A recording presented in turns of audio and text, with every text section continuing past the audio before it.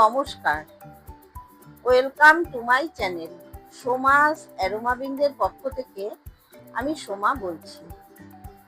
আমার আজকের রেসিপি দই সর্ষে কাতলা। এটা বাঙালিদের কাছে খুবই পরিচিত একটা রান্না, আর বানানো ভীষণই সহজ। কোনো স্পেশাল দিনে বাড়িতে বানিয়ে দেখুন, খেয়ে সকলে আপনার প্রশংসা করবেই। আমি কিভাবে এই দই সর্ষে কাতলা বানাই সেটাই আজকে আপনাদের সাথে শেয়ার করছি। তাহলে চলুন রেসিপিটা দেখে নেওয়া যাক।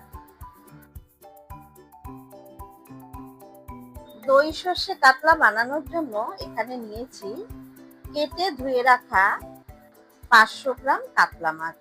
এখানে গাদা পেটি দু রকমই আছে।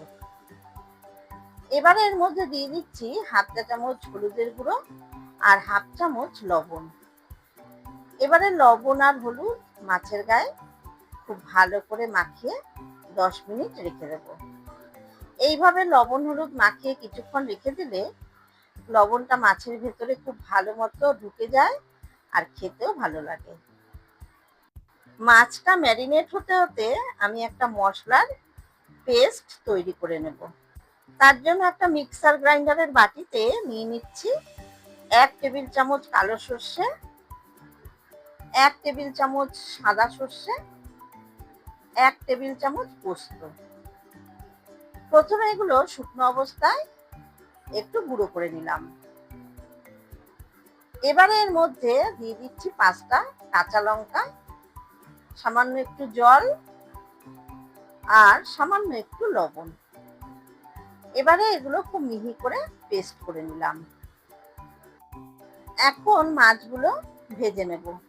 তার জন্য গ্যাসে কড়াই বসিয়ে তাতে দিয়ে দিলাম পরিমাণ মতো সর্ষের তেল। তেলটা খুব ভালো করে গরম করে নিয়ে তেলের মধ্যে দিয়ে দিলাম সামান্য একটু লবণ। এই লবণটা দিলে মাছ ভাজার সময় কড়াইতে আটকে যাবে না। এবারে একটা একটা করে লবণ হলুদ মাখানো মাছের টুকরোগুলো কড়াইয়ের মধ্যে ছেড়ে দিলাম। আমি দুটো ব্যাচে মাছগুলো ভেজে নেব। মিডিয়াম ফ্লেমে উল্টে পাল্টে বেশ লাল করে মাছের টুকরোগুলো ভেজে নিয়েছি। এবারে ভেজে নেওয়া মাছের টুকরোগুলো কড়াই থেকে তুলে নিলাম। মাছের টুকরোগুলো এরকম বেশ লাল করে ভাজতে হবে। একইভাবে বাদ বাকি মাছের টুকরোগুলো আমি ভেজে তুলে নিয়েছি। এবারে মাছ ভাজার ওই তেলটার মধ্যেই দিয়ে দিলাম সামান্য একটু কালো জিরে আর একটা মিডিয়াম সাইজের স্লাইস করে কেটে নেওয়া পেঁয়াজ। এখন পেঁয়াজটা মিডিয়াম ফ্লেমে হালকা করে ভেজে নেব। খুব বেশি লাল করে পেঁয়াজটা ভাজার দরকার নেই। মিনিট দুয়েক মিডিয়াম ফ্লেমে পেঁয়াজটা ভেজে নিয়েছি। এবারে গ্যাসের ফ্লেমটা একদম লোতে রেখে এর মধ্যে দিয়ে দিলাম সর্ষে পোস্তর পেস্টটা। একটু নাড়াচাড়া করে এর মধ্যে দিয়ে দিচ্ছি হাফ চা চামচ হলুদের গুঁড়ো, হাফ চা চামচ লাল লঙ্কার গুঁড়ো, স্বাদ মতো লবণ। সমস্ত কিছু লো টু মিডিয়াম ফ্লেমে একটু নাড়াচাড়া করে কষিয়ে নিচ্ছি। খুব বেশি হাই ফ্লেমে কষাবো না। হাই ফ্লেমে কষালে সর্ষেটা পুড়ে গেলে সর্ষেটা তেতো হয়ে যাবে। এখন দিয়ে দিচ্ছি মশলার বাটি ধোয়া সামান্য একটু জল। জল দিয়ে আবার একটু কষিয়ে নেব। এবারে দিয়ে দিচ্ছি 2 চামচ টক দই। আর যেহেতু টক দই দিলাম তার জন্য দিয়ে দিলাম সামান্য একটু চিনি। চিনিটা দিলে স্বাদের ব্যালেন্সটা ঠিকঠাক হবে। এখন আরো একটু কষিয়ে নিচ্ছি। যারা পুরনো বন্ধু আমার ভিডিও দেখেন তাদেরকে অসংখ্য ধন্যবাদ। আর যারা নতুন বন্ধু তাদের কাছে অনুরোধ রাখবো, প্লিজ ভিডিওটা ভালো লাগলে একটা লাইক করে আমার চ্যানেলটা সাবস্ক্রাইব করে বরাবরের মতো পাশে থাকবেন।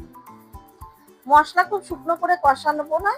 এই অবস্থায় দিয়ে দিচ্ছি ভেজে রাখা মাছের টুকরোগুলো। মাছের টুকরোগুলো মশলার সাথে একটু এপিটোপিট করে নিচ্ছি। তারপর দিয়ে দিলাম পরিমাণ মতো গরম জল। খুব বেশি জল দিলাম না, কারণ গ্রেভিটা একটু ঘন হবে। ওপর থেকে দিয়ে দিলাম 4টে চেরা কাঁচা লঙ্কা। এবারে ঢাকা দিয়ে মিডিয়াম ফ্লেমে মিনিট 5 রান্নাটা হতে দেবো। এতে মাছগুলো ভালো মতো সেদ্ধ হয়ে যাবে আর সমস্ত মশলার ফ্লেভার মাছের ভেতরে খুব ভালোভাবে ঢুকে যাবে।